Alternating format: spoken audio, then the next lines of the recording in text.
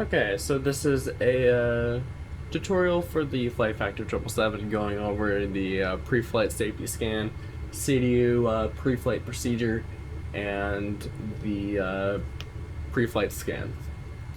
So let's get right into it. So this is what the aircraft should look like when you arrive. It should be powered on by maintenance, and it should be like this. The overhead panel should look like this. Feel free to grab a screenshot of this if you want to set up your situation. And then down here for this panel, and for the MCP.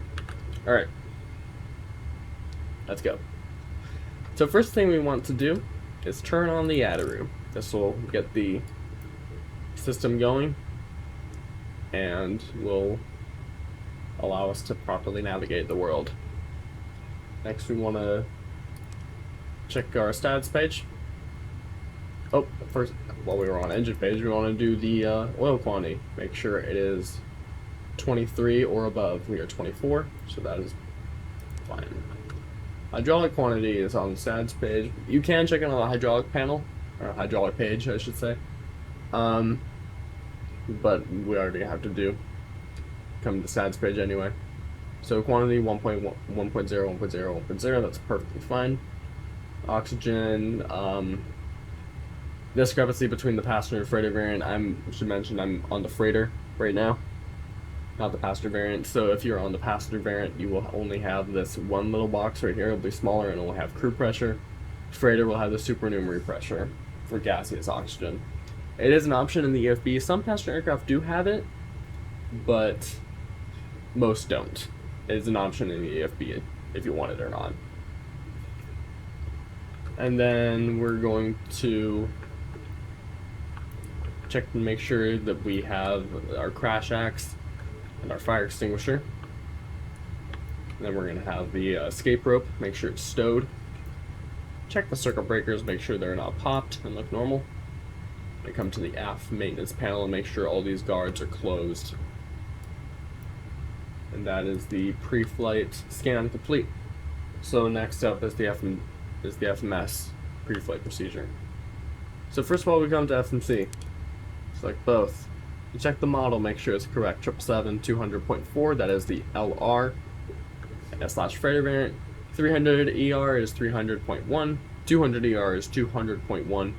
And I know there's other ones, but I don't recall them off the top of my head right now. Engine rating is correct. It's that we are equipped with the GE90 115Vs today. Some freighters are equipped with 110s. Some are configured with 115s. Again, you can select this option if you have the engine expansion pack for the Flight Factor. I like to have the 115s just because they give me a little bit of extra oomph from the engines.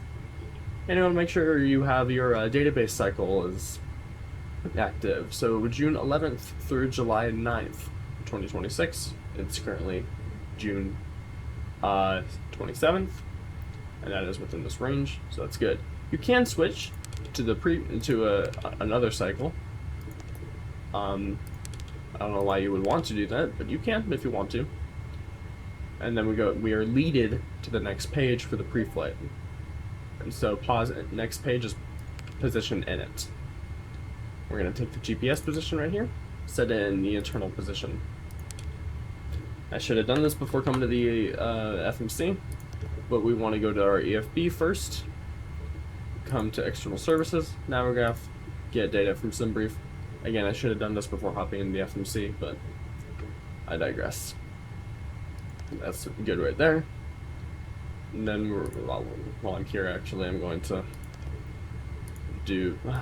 This thing is so hard to navigate, I hate it. Connect to CPLC while I'm here. Then we go to airplane, weigh and balance, fill from SimBrief, CG summary, boom. That's quite the change.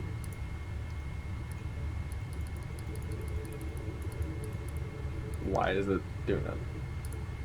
Anyway, it's fine.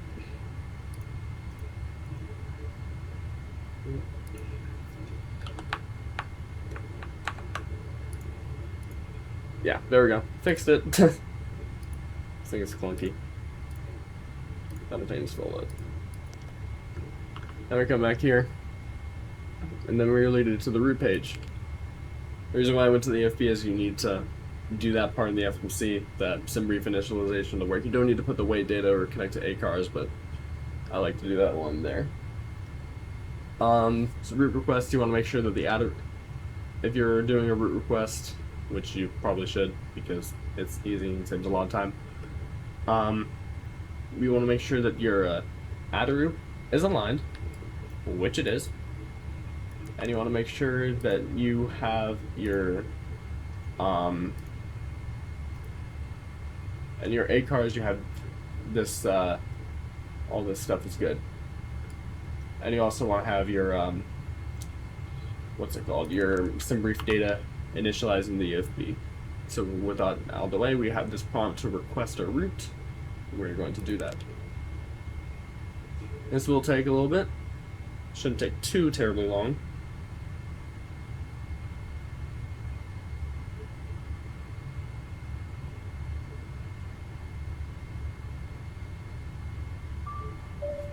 There it is. So we now have the route 1 uplink, we have the flight number uplink, and we're going to get our performance uplink in here.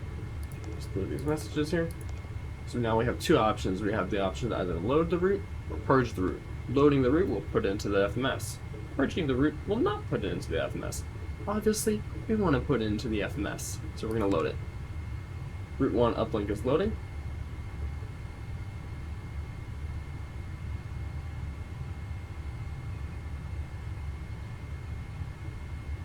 And you can see that all our paid it's putting all the information in. As far as I know, that is accurate to the real aircraft. Now it's complete, so we can hit activate and execute. And now I'm going to copy this route, and what that'll do is that'll put it in route 2. So we're on route 2 now. Route 1 is the active. We can tell that because route 2 has the prompt to activate it. And the reason why I like to do that is it pretty much acts as for your Airbus guys, it acts like a secondary flight plan. So if I go to my departure page, I'm gonna have route 1 active, route 2 is waiting here.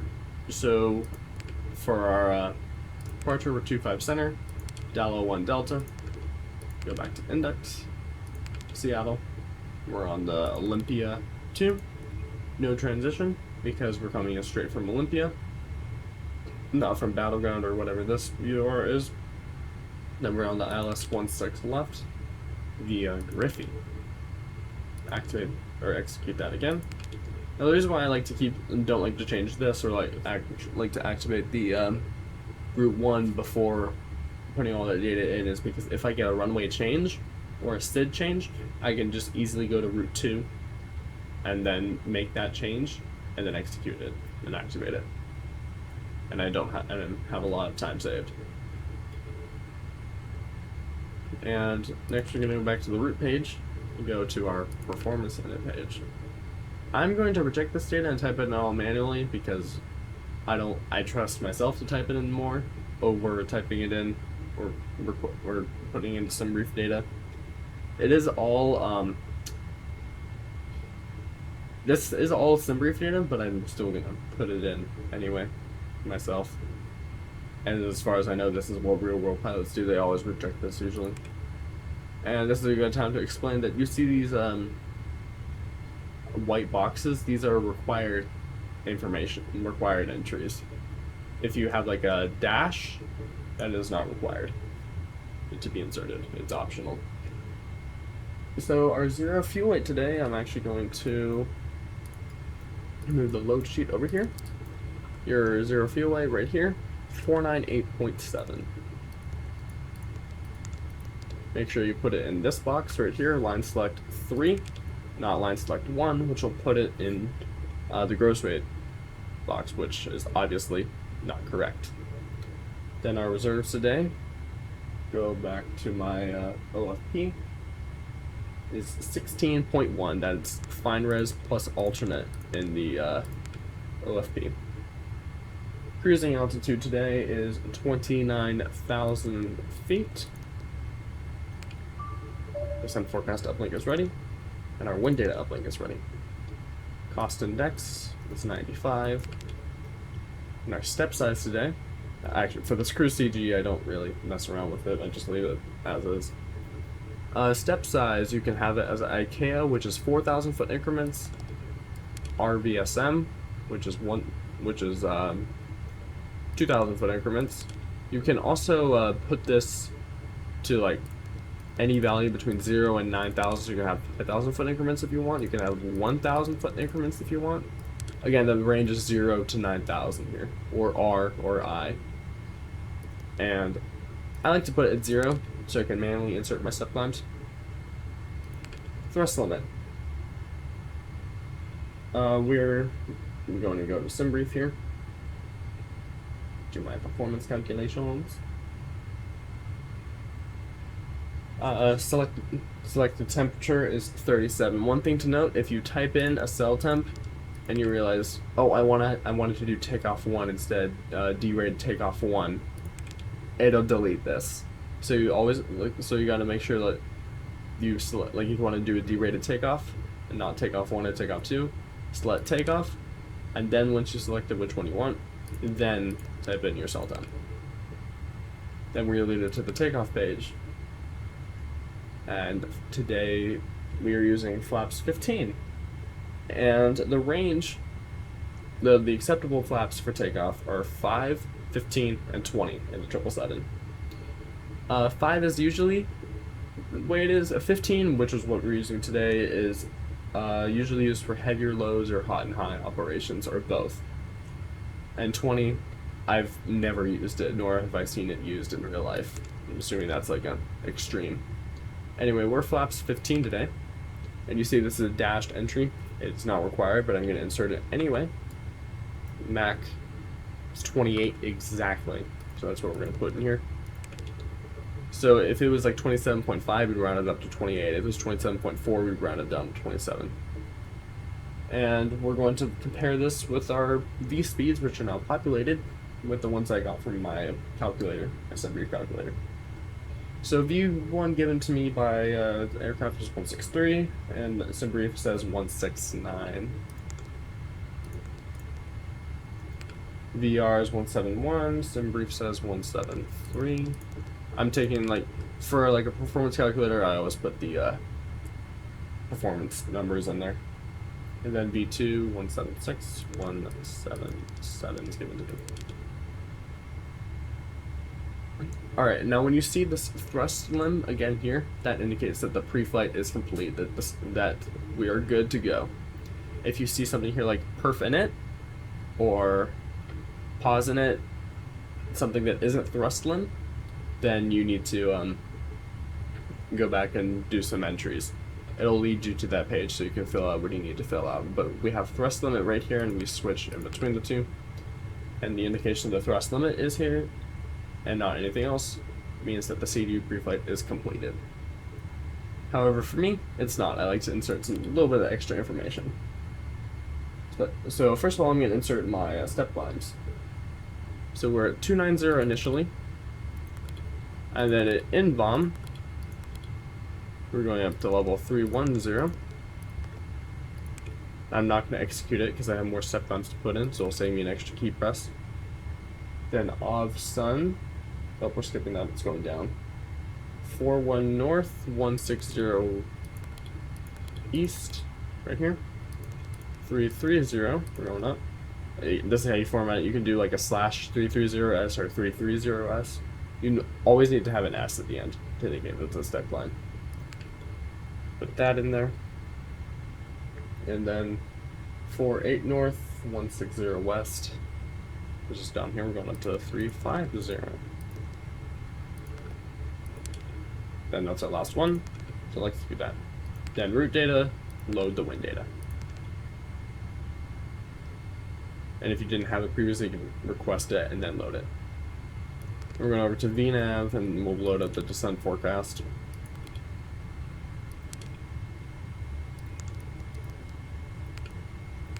That should be your transition level. I don't know why it's defaulting to 110, but no. Next, we're gonna do some fixes for our ETOPS. So I'm gonna pull up my sim Preflight plan.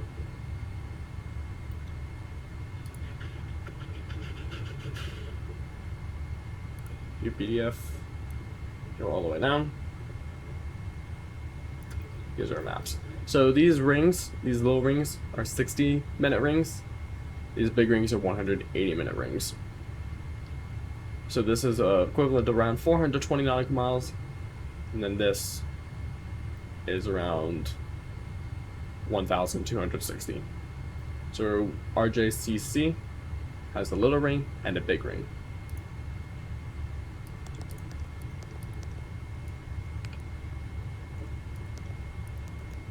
$420 for the little ring, and $1260 for the big ring.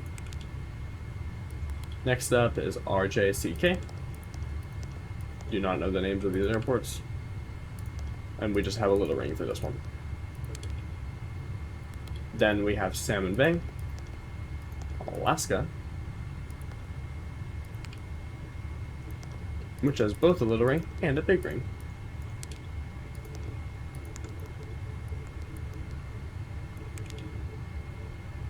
Next up is Comox, our last one, which just has a little ring. Now, this is kind of a bad example. We'll do this because I already have my 4 ETOPS ones in. But if I did have if I had an extra one, or if I passed my first fix and then delete it, which I would actually do in a scenario like this, I like to put in my destination airport. So like once you pass your first ETOPS fix, if you used up all 4, if you still have an extra one, that's great. But if you use all of them up, just like wait till you pass the first one, then replace it with your destination. And I like to put a 5-mile ring and a 10-mile ring. And just to see this, you can actually go to the plan page. We'll go.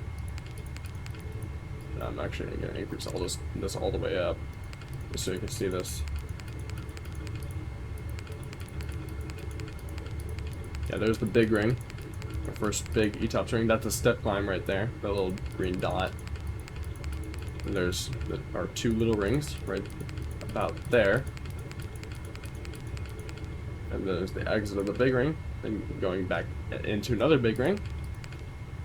Little ring right there. Then we come down here. There's our top descent right in there next to Hoquiam. And then we have our 2 rings for Seattle. 5 miles and 10 miles.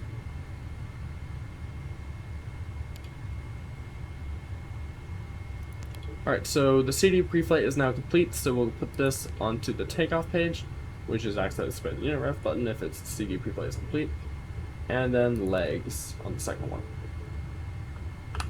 Next up, we are going to go to our overhead panel. This is an egg timer.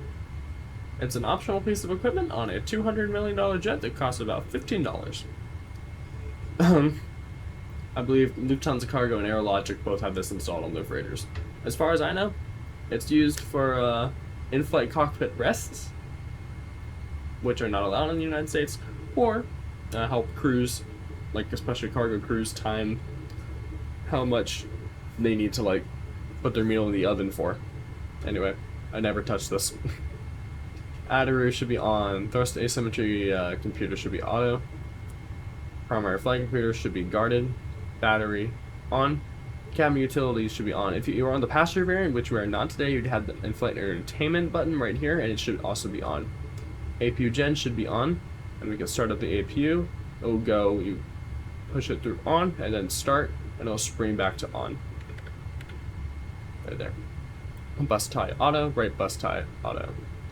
Both these should be on as well, because we are still on ground power. APU is starting up right now. Main generator switches, the mains and the backups should be on, and the off lights are normally illuminated right about now because they are, well, the engines are not running.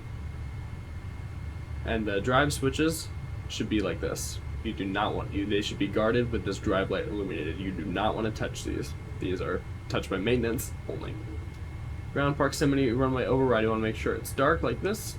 ELT, which is the emergency transmitter, make sure it's guarded. Emergency lights, close the guard on that. Supernumerary or passenger oxygen, depending on which is passenger in the passenger variant, supernumerary in the freighter, make sure it's closed. Window heat should all be on. Ram air turbines should be dark and guarded. Hydraulic panel, the primary left engine pump should be on, same with the right engine pump. There's the, if you just shot on, the packs are on now. Anyway. And then the primary electric pump should be off. And then the demand pumps, all of them should be off. Seatbelt, no smoker sign, just put them whatever you want, pretty much. It doesn't really matter. Especially on the freighter. No one gives a crap what you do here. Landing light switches, you want to make sure that they're off. One thing, left wiper off. And set these as required if you want. That switch is very right. Cargo fire panel, you want to make sure that the arm switches are dark, and then this switch, the discharge switch, is off, or it's not illuminated, I should say. Engine, coming down to the engine panel, the EEC mode should be normal and normal. Ignition start switches should be in normal and normal. And auto start should be on. Now, a little interesting thing about these switches. So on the Pratt & Whitney engines, you will always have this continuous selection. On the Rolls-Royce, you will never have this selection. On the GE, it's an option. You can either have it on or not have it. You can either have it installed or not installed, which I find pretty interesting, especially considering that the norm, this normal position, it will put it to continuous regardless. It will put it to it. It will put it on anyway. So I don't know why there's the option to have it, but it's nice to have in case you want to override it. Fuel Jetson switch, you want to make sure that this is pushed in right here, and then these switches are dark and these are guarded. Fuel panel, you want to make sure that these switches are just like how they are here, with all of them off. And pressure light on the left forward pump is off because it's supplying fuel to the APU. Anti-ice should all be in auto, and the lights should be nav on, and logo is optional. Wing light and beacon light you don't turn on this time. I like to have the logo light on like when it's nighttime and below 10,000 feet, but that's just me. Now we come to another discrepancy here on the air panel, like with the passenger variant. So I like to have these, this is different on the packs, this is on the freighter, the passenger variant, it will be different. Slightly though. I like to have these switches all at 12 o'clock right here. Equipment cooling should be auto, circ fans auto, left pack, right pack should be auto with the off lights extinguished. Trim air should be auto, and the alternate vent light on this is only on the freighter, should be dark, like it is now, and closed. Coming down to the bleed air, the isolation valve should be auto. For the left engine and the left and right engine, the bleed switches should be on, and then the APU should be in auto. Pressurization, it should be both in auto, and we'll make sure the landing altitude is pushed in, not out, like that. Just for funsies, I'm going to get my date, my weather data here for Hong Kong, so I can get the stuff inserted.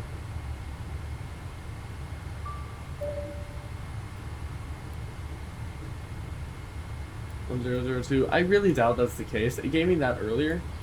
I really don't think QNH is that low, because that will put me at like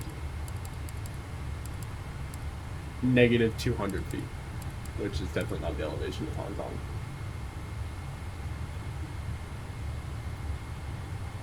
So you'd set your minimums as required and your barometric pressure as required, and you select meters as required, and like to have the VOR on.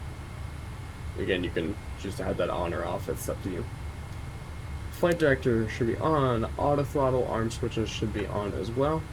This flight director comes on as well. Dropping down here, we do the oxygen test. That's good.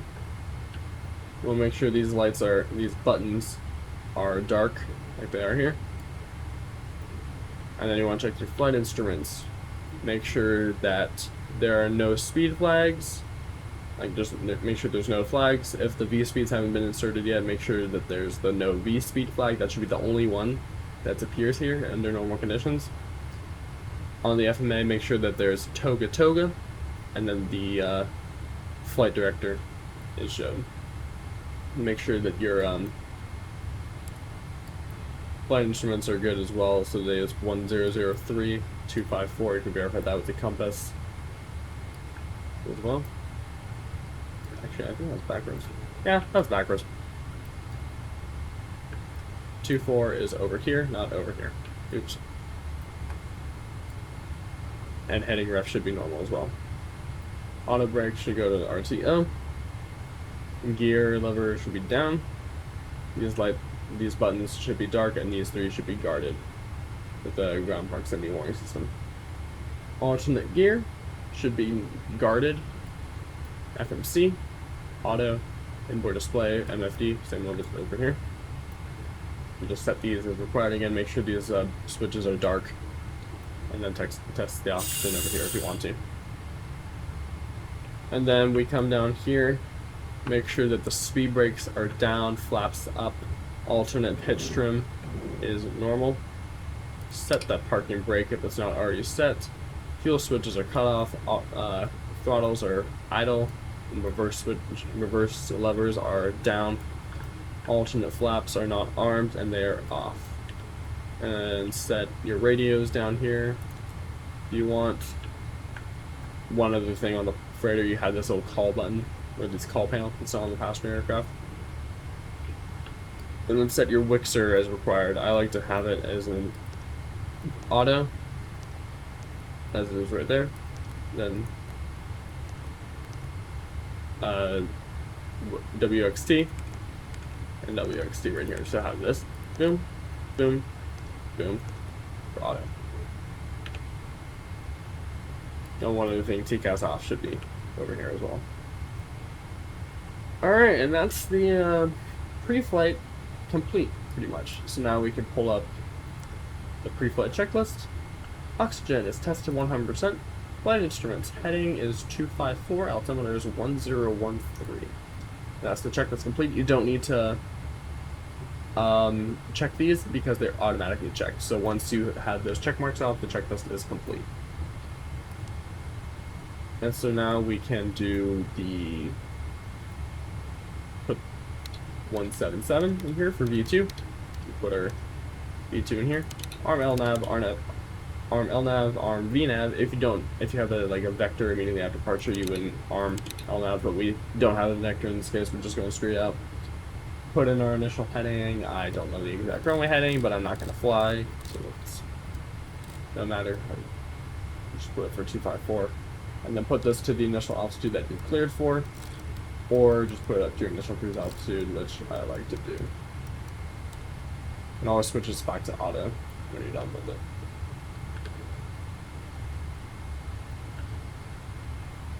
Alright, so now let's go ahead and call the pushback tug and get these engines started.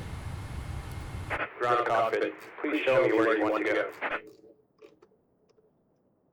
Oh, we're taking off 257 today, but that's over here.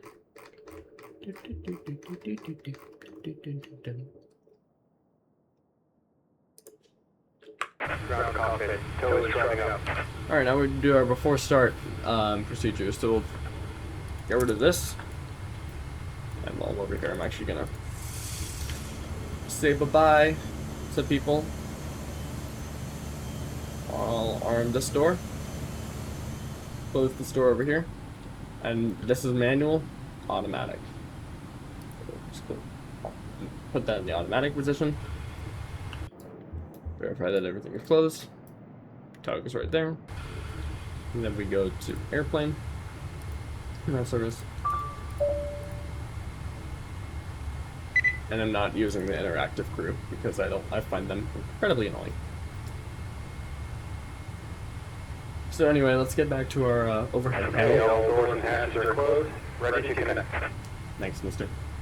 So hydraulic panels first, we're gonna put the right hydraulic switch the right demand pump to auto. Wait for the fault light to extinguish.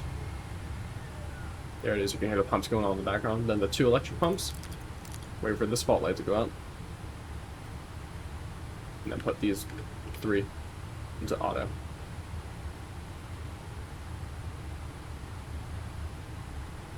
And the same as it's the reverse when you're shutting down. So these will be the first ones that you turn off, then these, and then this. Then we turn on the left fuel pumps, the right fuel pumps, and if we have fuel in the center tank, which is identified by this fuel in center message, and this indication right here, we will put on the center pumps. The beacon will go on, and we'll set our trim for 5.25 units. We can release the parking brake. Start pushback, and you may start engine. So engine start sequence of the 777 is not really set. Some airlines have where you start the right engine first or the left engine first. Some airlines have it where you start depending on what direction your pushback is going. So if you're pushing like with your tail facing to the right, you'll start the right engine first. And if you have your tail pushing to the left, you'll start the left engine first. Personally, I like to just do whatever. So I'm doing it because we're pushing this way. I'll go ahead and start the left engine. So we start that, and then we immediately put the fuel on. Auto start will take care of pretty much everything. Make sure if this switch is on, you don't have an auto start. If it's not on, you don't have auto start. So yeah, just put this to start, put this to run, and the engine will automatically start it up, and we'll monitor the system, make sure it's all in good condition. The only thing it doesn't account for is the oil pressure, so just make sure that's rising, it's normal. There it goes, shot up, especially with the fuel going in. There's fuel flow coming in right there.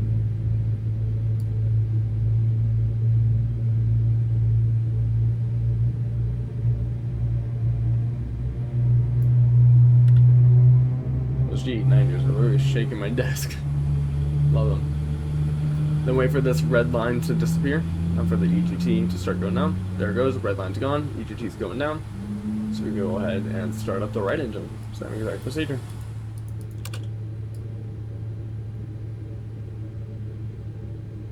Now we were supposed to do the before start checklist, which is the seatbelt sign, set, doors and windows, closed and armed.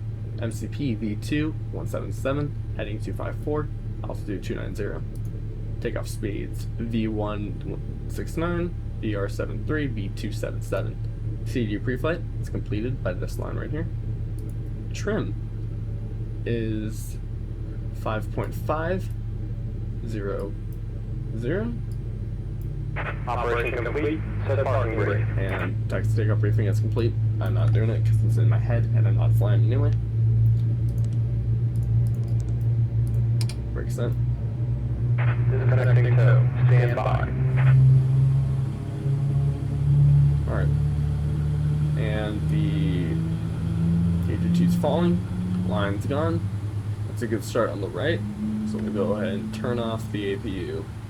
And next we will set flaps for departure, which is 15 today, not 5.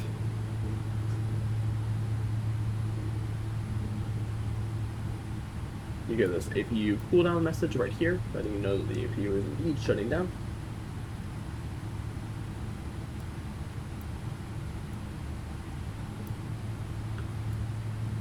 Next thing you want to do is do your flight control check. And you'll notice the flaperons and ailerons are a little bit drooped. That's just because the flaps are set. So it is disconnected and white captain has been removed. Perfect. Hands to go on the left. We'll see you next time and have a good flight. Thanks. So the full right. Full left. Full down. Full up. Rudder full left. Rudder full right.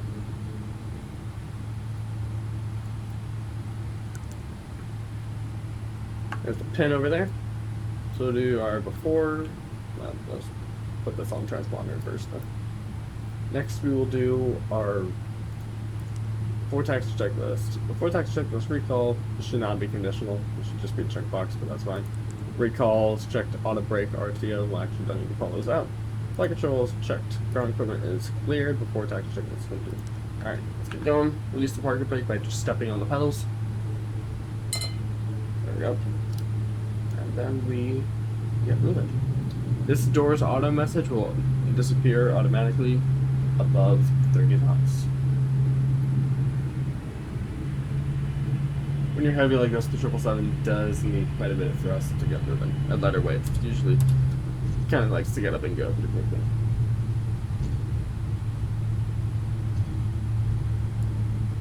Let's do our before takeoff checklist, which is complete, indicated by this checklist complete, and this check mark.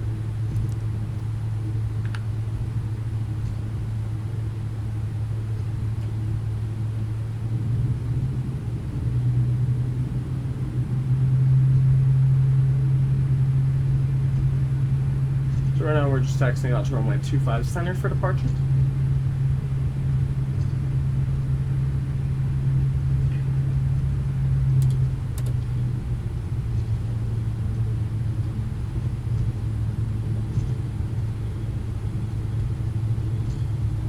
Should probably got the taxi light on.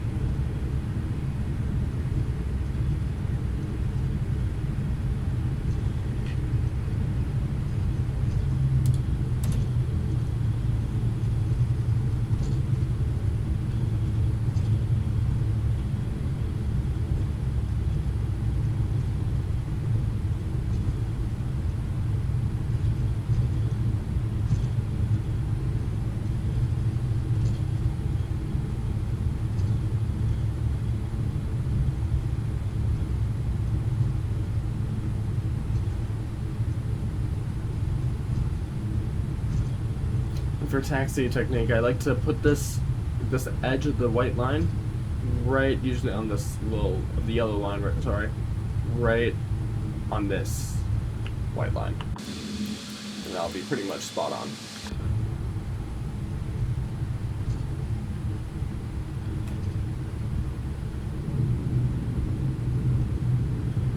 I think we're actually gonna have a tailwind on this departure.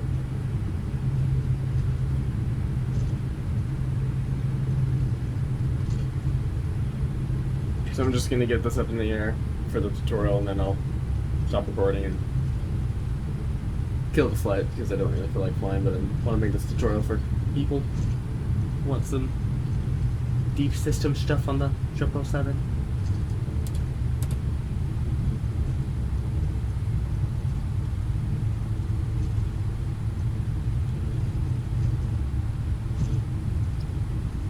Just put in little inputs on the tiller. Not too much. Nose wheel steering on this bad boy is pretty sensitive, as you can tell.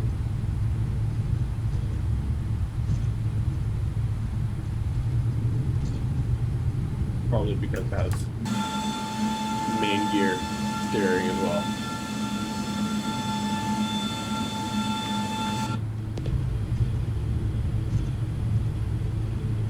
Okay, we're going pretty slow here. Let me just kick it up a little. Kick it up a notch.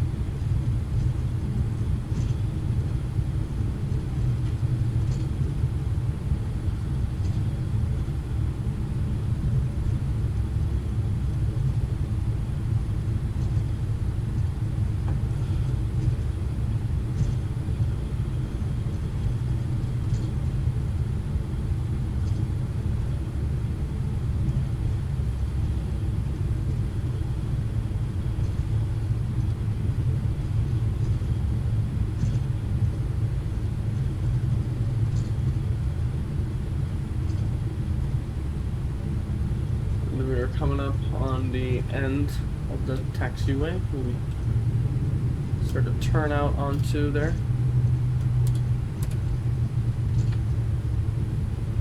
Oh, no, this has the digital clock, not the analog one. So this will automatically start tracking our elapsed time straight from liftoff. Slow down a little bit. And let's pretend we're clear for takeoff. We'll turn the left landing light switch and the right landing light switch on. We'll get the strobe light on once we cross on over into the active runway.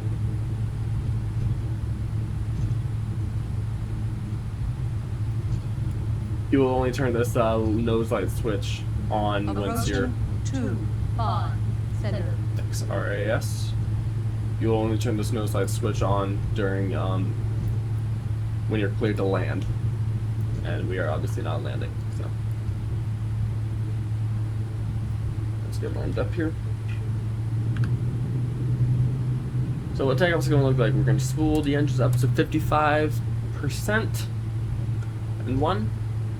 Then we're gonna On runway 25 center.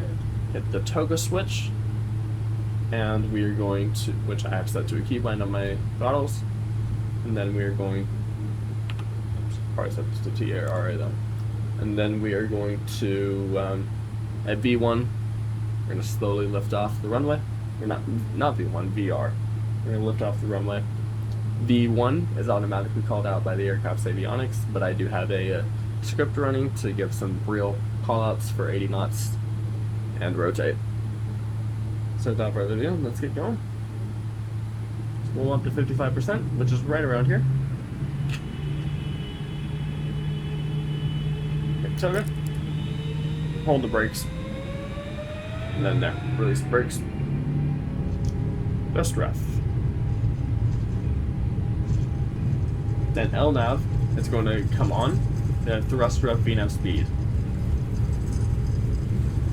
At 80 knots, it'll go to throttle hold. 80 knots. Checked a little early. And there's hold right there.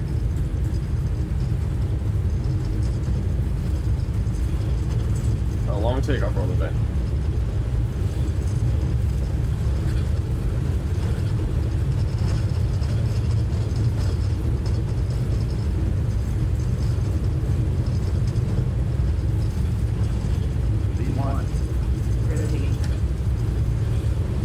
Slowly lift off the runway. 3,000 feet remaining. I'll deliver. Gear up. LNAV.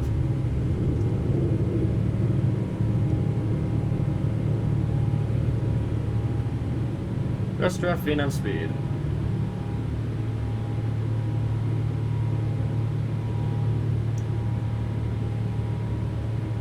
The aircraft will automatically trim by itself thanks to its fly-by-wire system. There's climb thrust reduction. Pitch down just a little bit. There you go, the autopilot on now. There's we're passing the speed marker for flaps 15. We'll go flaps 5. Now flaps 1, flaps 5. Skip the deep end.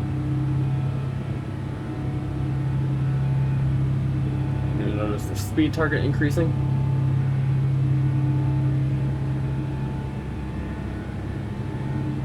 And we're beyond flaps 5, so we'll go flaps 1.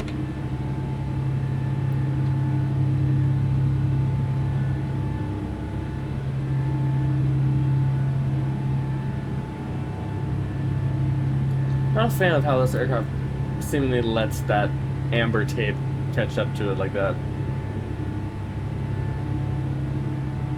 Anyway, we're beyond flaps 1 and the amber speed, so we're going to go flaps up.